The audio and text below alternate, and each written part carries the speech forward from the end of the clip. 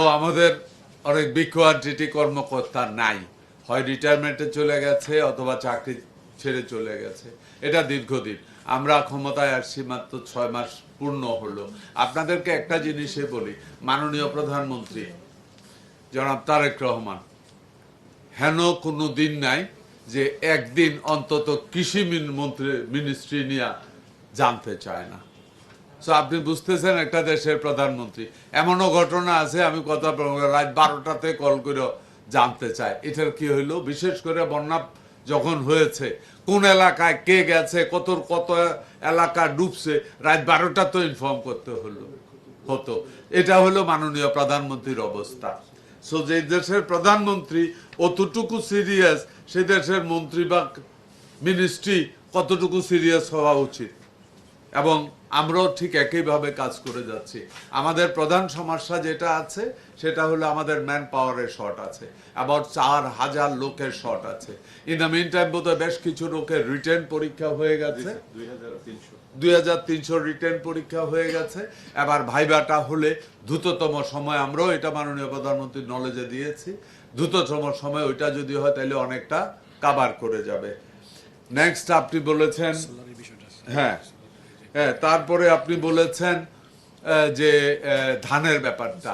আমি আপনাকে আবারও বলি, দেখেন আপনি তো ধানের ব্যাপারটা বললেন, আমরা সুখের খবর হলো যেটা আমরা এরই মধ্যে আমরা আগেই রেডি করা ছিল, এবারেই মাননীয় প্রধানমন্ত্রী বলছে দ্রুততম সময় এটা মাঠে দাও।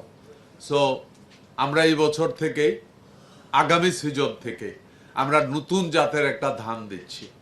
এর নাম হলো বাড়ি 118, বিড়ি 118। ওকে, এই বিড়ি 118 নতুনত্ব হলো সেটা, যেটা হলো যে এই ধান বর্তমানে যেই ধানটা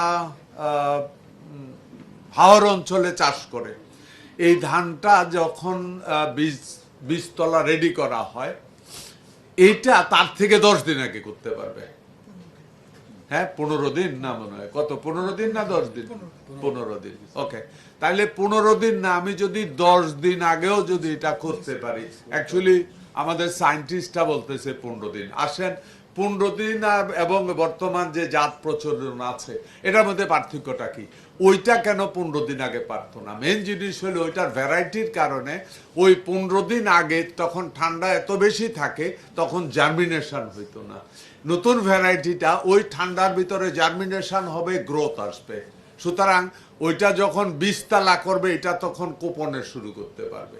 তা আমরা আশা করি 10 থেকে 15 দিনের আগে যদি আমরা হাওর অঞ্চলে যদি আমরা শুরু করতে পারি, ধানটা কুপতে পারি, তাহলে অনেক আগেই আমরা ধানটা বর্ষা আসার আগে, যদিও আল্লাহর হুকুম, তারপরেও নিয়ম অনুযায়ী আমরা দেখছি 10-15 দিন আগে যদি আমরা হারভেস্ট করতে পারি, তাহলে হয়তো বর্ষা বা বন্যায় আমাদেরকে এফেক্ট করতে পারবে না।